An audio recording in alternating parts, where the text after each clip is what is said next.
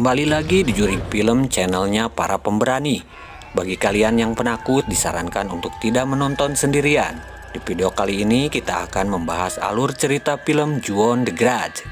Oke, untuk memacu adrenalin kalian semua, langsung saja kita simak alur ceritanya.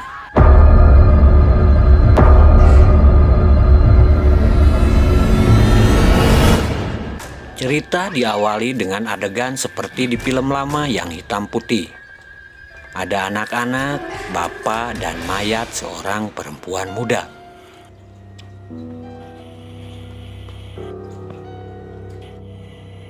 Rika adalah seorang perempuan muda yang bekerja sebagai sukarelawan di kantor pusat kesejahteraan sosial. Dia ditugasi untuk mengecek keadaan keluarga Tokunaga ke sebuah alamat rumah.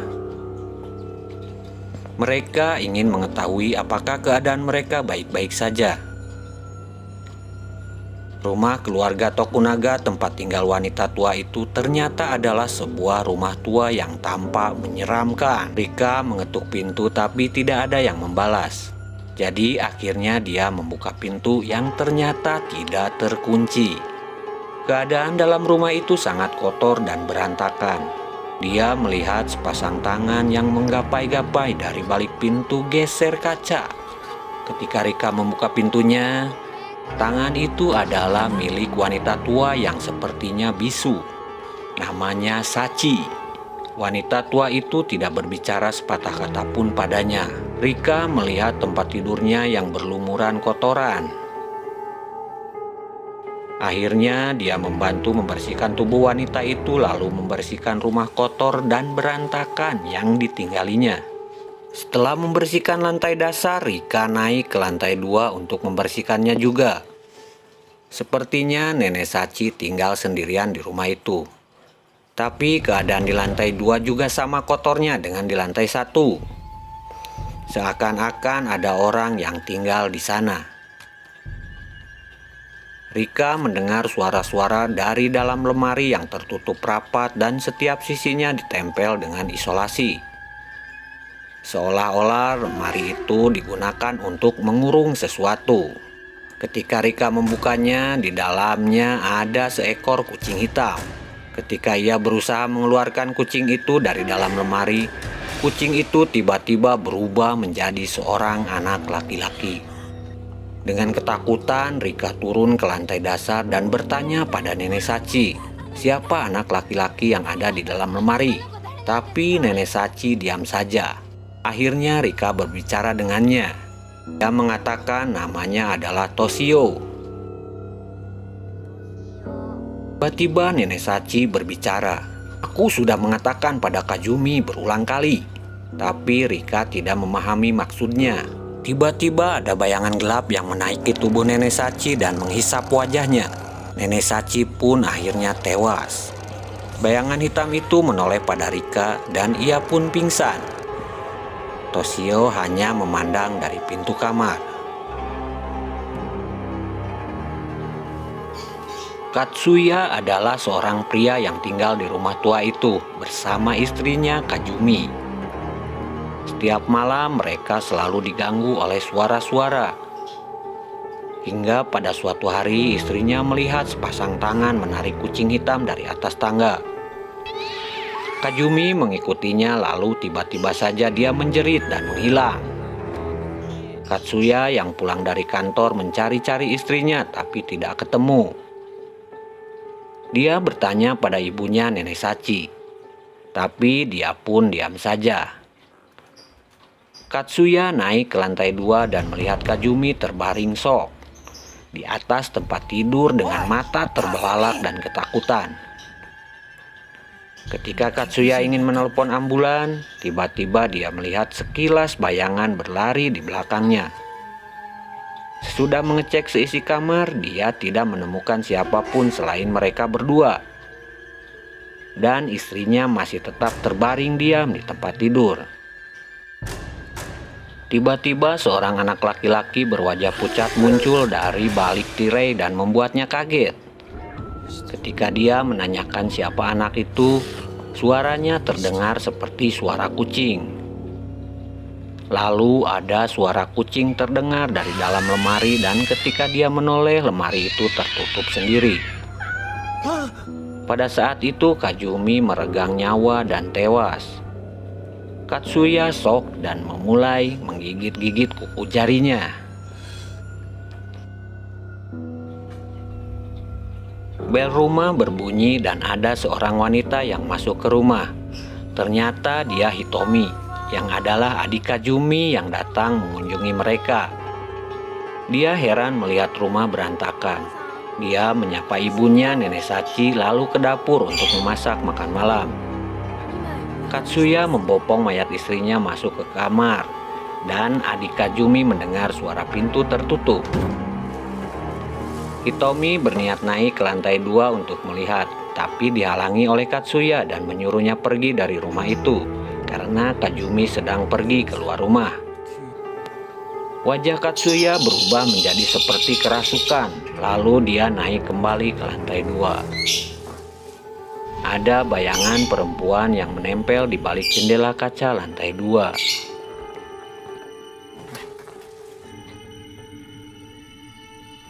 Hitomi yang khawatir karena tidak mendapat kabar apapun dari kakaknya selalu menelepon rumah Kazumi meskipun tidak ada yang mengangkat telepon. Dia sedang berjalan di lorong gedung kantornya yang sepi ketika dia mendengar suara seperti terseret-seret di belakangnya. Dia menoleh ke belakang tapi tidak ada siapa-siapa di sana. Dia berlari ke toilet. Di sana ponselnya berbunyi. Katsuya menelponnya. Tapi ketika diangkat tidak ada suara apapun yang terdengar. Lalu ada ketukan dari bilik toilet di sebelahnya yang ternyata kosong ketika pintunya dibuka. Tapi tiba-tiba muncul kepala seorang wanita dengan rambut terurai dari dinding toilet. Hitomi menjerit ketakutan dan melapor ke bagian keamanan. Seorang satpam pergi mengecek ke lantai tempat Hitomi tadi berada, dan Hitomi bisa melihat keberadaannya dari kamera keamanan yang menyoroti tempat di satpam berada. Dia melihat ia mengecek setiap ruangan sampai akhirnya tiba di sebuah ruangan yang pintunya terbuka. Lalu ada bayangan gelap yang meliputi tubuh satpam itu dan menariknya hingga menghilang. Hitomi yang ketakutan langsung keluar dari gedung itu dan pulang ke apartemennya. Dia menelepon seorang teman agar datang ke apartemennya karena dia sangat ketakutan. Tapi temannya itu tidak pernah sampai. Hitomi lalu sembunyi di bawah selimut dan menyalakan televisi. Tapi televisi itu berubah menjadi wajah menakutkan dan ia mematikannya. Dia lalu menyadari bahwa ada sesuatu di balik selimutnya. Ketika dia melihatnya, ada perempuan berwajah pucat yang menakutinya. Hitomi lalu menghilang dari selimut dan lenyap.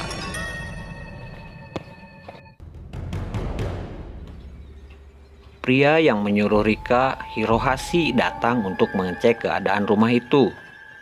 Dia terkejut melihat Nenek Sachi sudah terbaring kaku meninggal. Sementara Rika duduk dalam keadaan shock di sudut ruangan. Pria itu memanggil polisi untuk mengecek ke dalam rumah. Mereka naik ke lantai 2 sambil berusaha menghubungi ponsel Katsuya. Dering telepon ternyata berada di dalam rumah itu. Polisi mengikuti suara ponsel itu dan sampai di kamar di lantai 2. Suara ponsel itu berasal dari langit-langit kamar.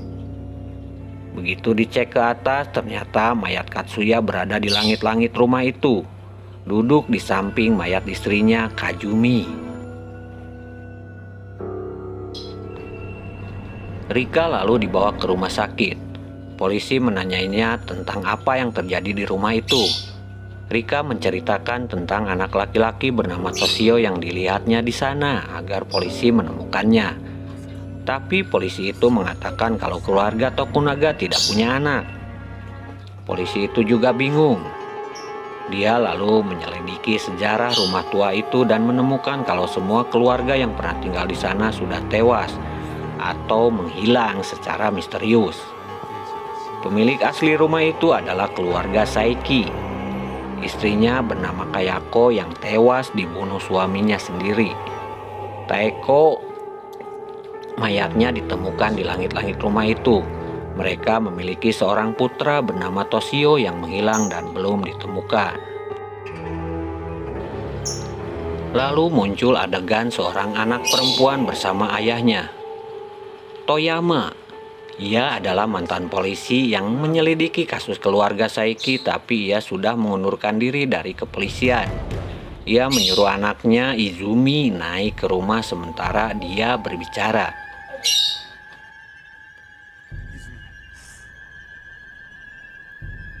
Rika berada di kantor polisi.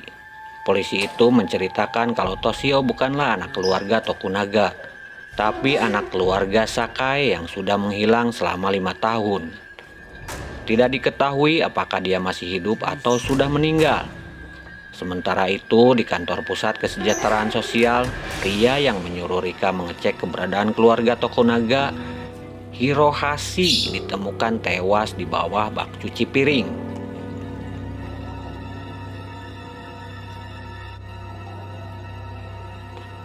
Oyama akhirnya bersedia ke kantor polisi untuk menyelidiki video rekaman di kantor Hitomi. Dia melihat langsung bayangan hitam yang menarik satpam ke dalam ruangan itu. Lalu keluar sebuah bayangan hitam berwujud perempuan dari dalam ruangan itu dan berjalan di lorong gedung. Tiba-tiba dia sudah berada di depan kamera dan memandang langsung ke arah Toyama. Rika juga tidak luput dari gangguan. Ketika sedang tidur di kamarnya, dia melihat Toshio duduk di kaki tempat tidurnya, sementara Kayako memandanginya dari atas tempat tidur.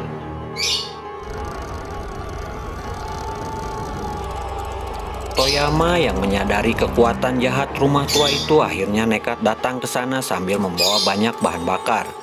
Dia berniat membakar rumah itu. Tapi Toyama melihat kilasan peristiwa dan suara-suara tentang anaknya, Izumi, di rumah itu.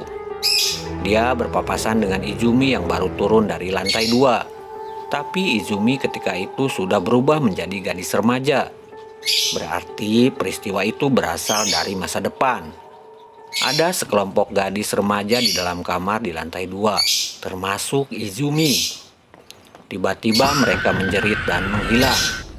Lalu ada bayangan gelap berbentuk sesosok wanita yang merayap di lantai menuju ke arahnya. Dia berlari ketakutan.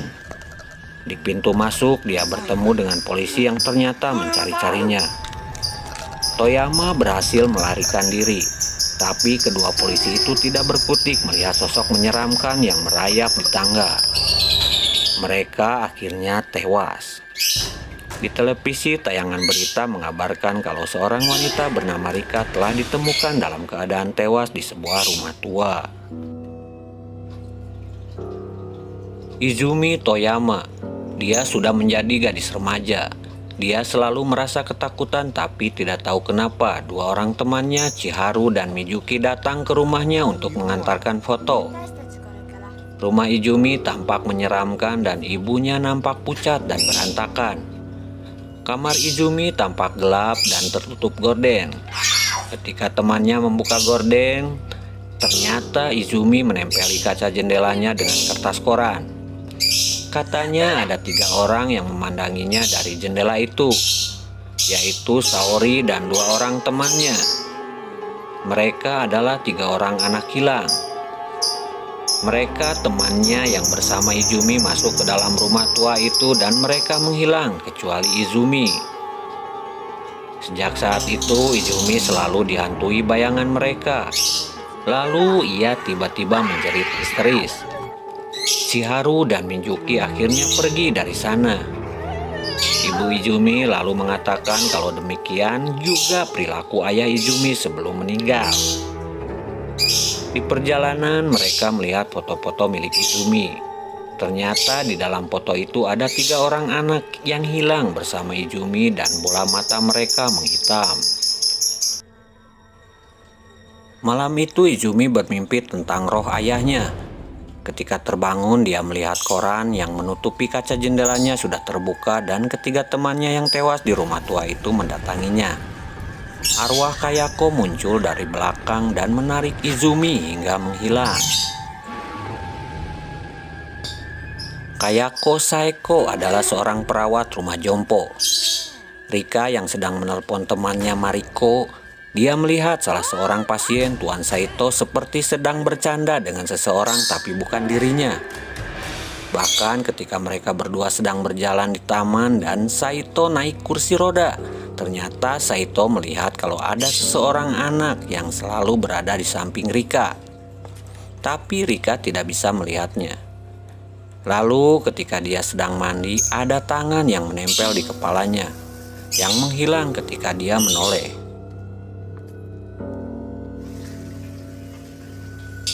Siang itu Rika bertemu dengan Mariko. Ternyata Mariko adalah guru sekolah Toshio yang menceritakan kalau anak itu jarang masuk sekolah dan bahwa ia merasa harus mengunjungi mereka. Tapi Rika melihat bayangan Toshio di bawah meja makan di restoran dan ia menjerit ketakutan karena Toshio mencolek kakinya. Malam itu Rika bermimpi buruk. Ada banyak kucing hitam yang ribut mengeong di kamarnya. Ia terbangun karena Mariko menelpon. Mariko sedang berada di rumah Tokunaga untuk mencari Toshio, tapi rumah itu kosong dan berantakan. Hubungan telepon mereka terputus. Rika yang merasa khawatir langsung menyusul Mariko ke sana. Dengan takut-takut dia naik ke lantai 2 untuk mencarinya. Mariko tidak terlihat dimanapun. Sesampainya di lantai 2 yang kosong, dia melihat ke arah pintu kamar yang tertutup dan mencari Mariko di dalamnya. Tapi ruangan itu juga kosong. Dia mendengar keributan dari dalam lemari. Ketika dibuka, nampak kaki Mariko yang meronta-ronta. Dia ditarik ke langit-langit kamar yang ternyata terhubung dengan lemari itu. Rika mengintip ke lorong langit-langit rumah sambil memanggil Mariko. Tapi yang muncul malah sosok perempuan menyeramkan yang merayap ke arahnya. Rika menjerit dan melarikan diri ke bawah. Tak sengaja dia melihat ke arah cermin dan melihat bayangan wajahnya berganti menjadi wajah wanita-wanita lain yang ternyata adalah Kayako. Rika menjerit dan jatuh terduduk. Dia lalu mendengar suara gemeretak dari arah tangga. Ternyata arwah Kayako sedang merayap di tangga menuju ke arahnya. Rika yang ketakutan hanya bisa duduk terpaku ketika Kayako semakin mendekat. Dan ia menyadari kalau Kayako lah yang menghantuinya selama ini. Tiba-tiba arwah Kayako menghilang. Dan dari arah tangga muncullah arwah suaminya, Takeo, dalam keadaan berlumuran darah. Sementara Toshio mengintip dari balik jendela. Akhirnya Rika meninggal di rumah itu.